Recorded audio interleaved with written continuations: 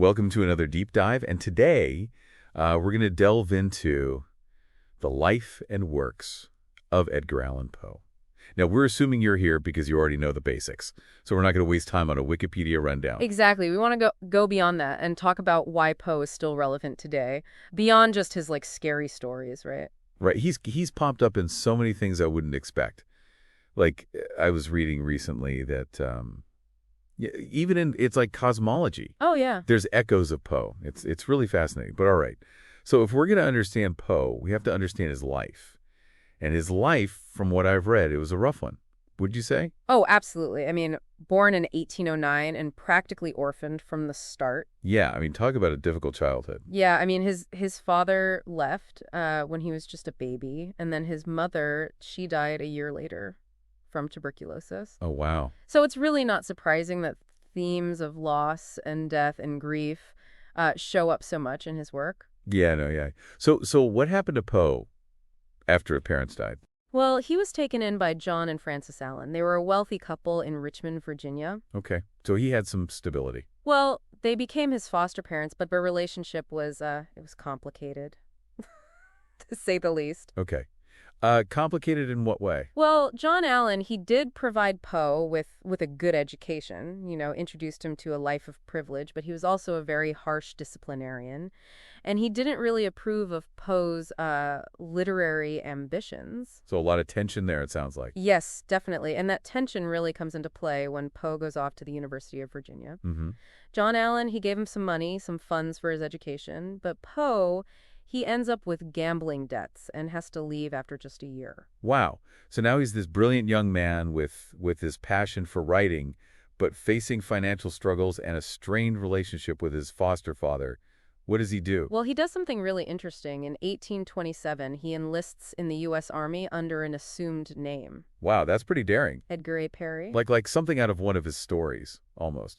It is, right? It kind of shows you his resourcefulness and maybe even a little bit of wanting to escape. Yeah, sure. So was he still writing while he was in the Army? Oh, he was. He published his first collection of poems, Tamerlane and Other Poems, while he was serving at Fort Independence in Boston. Really? Yeah, it didn't make a big splash or anything at the time, but it was the start of his literary journey. That's amazing. Honing your craft while serving. That's right. It shows real dedication. It really does. So after 2 years in the Army, what happened? Well, after 2 years in the Army, Poe was able to get a discharge with the help of John Allan. Oh, okay. Frances Allan had passed away, so John Allan was willing to help him out there.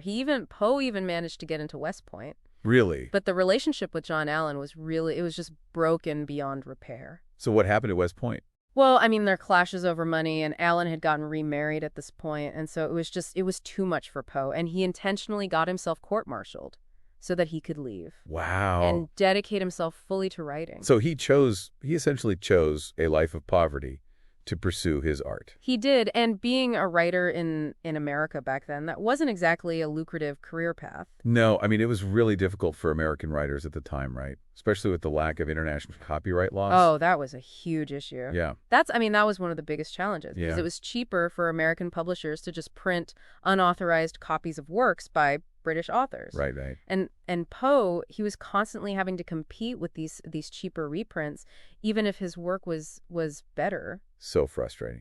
But he persevered. He did. He moved to Baltimore and just really devoted himself to writing, to working for literary journals, really just refining his craft as both a prose writer and a critic. So he wasn't just writing, he was also analyzing and reviewing the works of other writers. That's right. And he became known for his very sharp, insightful, and sometimes even scathing reviews. Yeah, I bet. He was not afraid to call out mediocrity or pretension. Oh, he was making enemies, probably. Oh, most definitely. But he was getting noticed. His work was appearing in publications like the Southern Literary Messenger and Graham's Magazine, really helping to establish him as a prominent voice in American literature. Okay, so his career is starting to take off. What about his personal life? Did he find love? Well, his personal life was just as complex, and arguably as tragic as his professional life.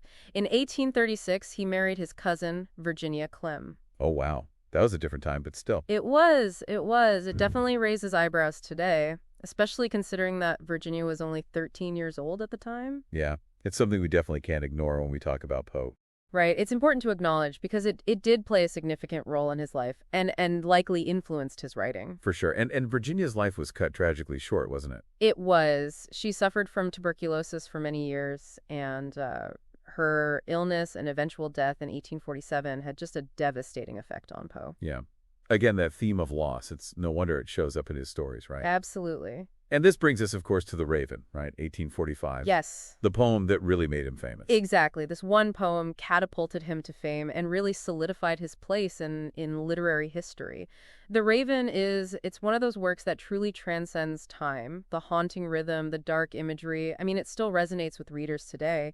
But even with this newfound success and fame, Poe's life, it continued to be a struggle. So even with this success, he couldn't escape the darkness. Sadly, no. He continued to face financial instability and was plagued by, personal demons. Which leads us, unfortunately, to the end, his death in 1849. Still shrouded in mystery, isn't it? It is. He was found delirious, wearing clothes that didn't even belong to him. Really? In Baltimore. And the cause of death has never been definitively determined. Wow. I mean, it's kind of fitting in a way. Right. The master of mystery. A mystery himself. Yeah. But all right, so let's move on from his life, I think, and talk about, what really made Poe. Poe is literary style, the recurring theme that we see in his work. So we talk about his life, all the ups and downs and the struggles. But let's talk about his writing now. I mean, what was it about Poe's style, his writing, that made him so unique and such a master of the macabre?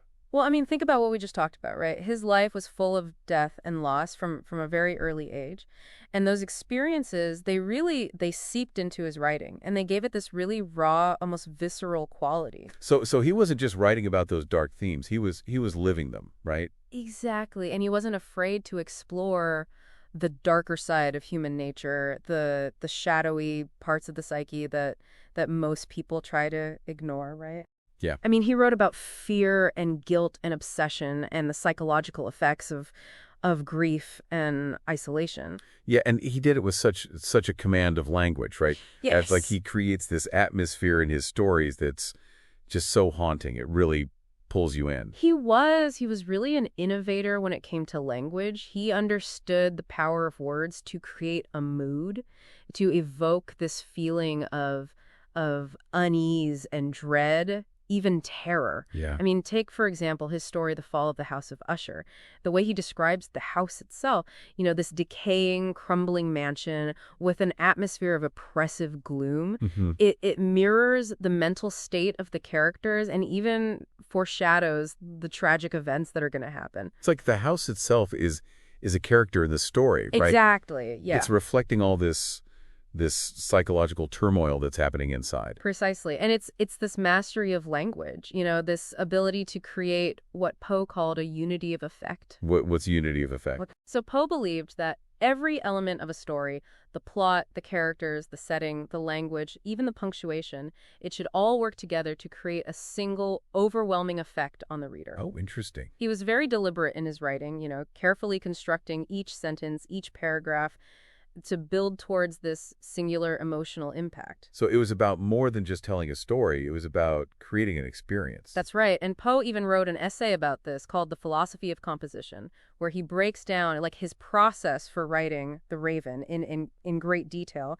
And whether or not he actually followed that process exactly, who knows? But the essay, it gives us a glimpse into his meticulous approach to crafting a story. It's interesting. It's almost like he approached writing like a scientist conducting an experiment. Very methodical. That's a great way to put it, yeah. And that methodical approach, it extended beyond just his writing style. He was also a pioneer of new genres. Right. Like science fiction. Exactly. You were talking about that earlier. So his story, The Unparalleled Adventure of One Hans Pfaall, is about a man who builds a hot air balloon and flies to the moon. And this was published in 1835. Wow. Decades before Jules Verne's From the Earth to the Moon, which is much more famous. Poe was really ahead of his time in exploring these fantastical concepts. Yeah, I mean, he really did influence the development of science fiction. He did, and we can't forget his role in the development of detective fiction. Oh, right, yeah. So his stories featuring C. Auguste Dupin, like The Murders in the Rue Morgue, these really laid the groundwork for the modern detective story. I mean, Dupin's use of logic and deduction to solve these seemingly impossible crimes, Right. it directly influenced writers like Arthur Conan Doyle, who of course created Sherlock Holmes. It's amazing how Poe's fingerprints are all over these genres that we still love today. Absolutely. And we can't talk about Poe without talking about the literary movement that he was a part of, dark romanticism. Dark romanticism. Okay, so remind me, what was dark romanticism all about? Well, it was kind of a response to transcendentalism, which was this very optimistic movement that emphasized the inherent goodness of humanity and the power of intuition. Okay. And Poe, with his focus on the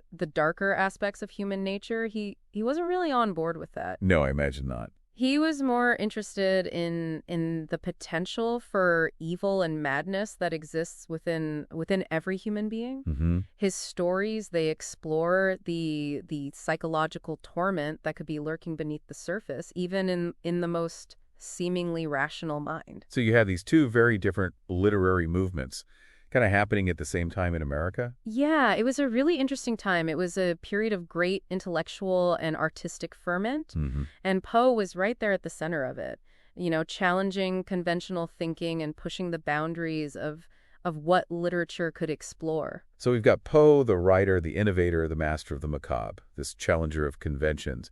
But he was also a man of many interests, right? You mentioned cryptography earlier. Oh, yes, Poe, he was fascinated with codes and ciphers. Really? He even challenged his readers to submit ciphers to him, and he was incredibly good at solving them. Wow, so this wasn't just some hobby. He was good at it. He was really good at it. And this interest in cryptography, it actually made its way into his writing.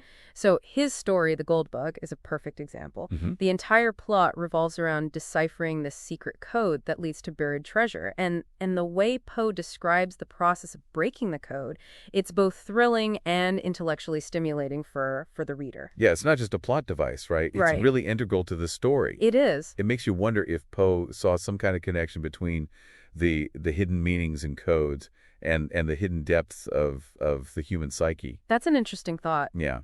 But, okay, cryptography, that's one thing.